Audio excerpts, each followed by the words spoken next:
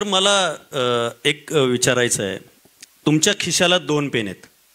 लहानपणी तुम्हाला पेन नाही मिळायचा, म्हणजे लिहिण्यासाठी पेन नाही मिळायचा, शेतीमध्ये काम करावं लागायचं, आई पैसे द्यायची, मग त्यातून पेन आणायचा. आज तुम्ही 2 पेन लावताय. नाही, एक कसं आहे, ही कधी कधी माणसाची एक अशी मनातली इच्छा असते. तर 7वीला स्कॉलरशिपची परीक्षा होती आमची. त्या परीक्षेपर्यंत माझ्याकडे पेन नव्हता. म्हणजे 1ली ते 7वी बोरू असायचा, बोरू. ते बोरू कट त्याचं करून शाईत बुडवायचा आणि त्याच्यात लिहायचं. मला असं फार वाटायचं की मला पेन पाहिजे. आणि आजही तुम्हाला सांगतो, माझ्याकडे मला आता सगळ्यांना माहिती आहे मी पैसे घेत नाही, म्हणून लोक मला पेन आणून देतात. पण आता पेन आणून देणाऱ्या लोकांचे म्हणजे थिंकिंग वेगळं आहे.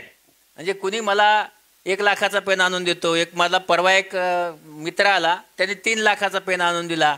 ते काही मी वापरत नाही, घरी ठेवतो. मला कसला पेन आवडतो? 50 रुपयाचा.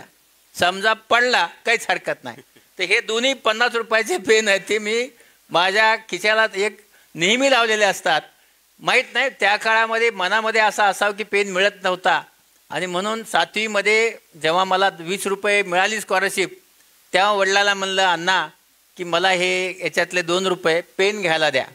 आणि त्या काळामध्ये मी 1.5 रुपयाचा शाई भरायचा पेन विकत घेतला होता. निपा. हा. आणि तुम्ही जर मला विचारलं तर मी आयुष्यात घेतलेला पहिला पेन हा आजही माझ्यासाठी, मी ज्या बेडरूममध्ये झोपतो त्या बेडरूममध्ये तो पेन मी फ्रेम करून ठेवला आहे.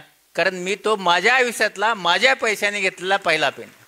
त्या पेनकडे पाहिल्यानंतर आपले सुखदुःखाचा प्रवास त्याच्यावर मला असं आठवतं की अरे वा, त्यावेळेस इतका खुश होतो की पेन मिळाला. याची एवढी खुशी मी कधीच, पुन्हा मला 3 लाखाचा पेन मिळाला तरी त्या दिवशी घेतलेला 1.5 रुपयाचा पेन याच्या एवढी खुशी मला आयुष्यात कधी झाली नाही. आणि म्हणून तेव्हापासून माझी काय आवड असेल, आजही आपल्याला सांगतो, मला खिशाला कितीही पेन असली, विमानतळावर गेलो तरी मी पेन हुडकतो.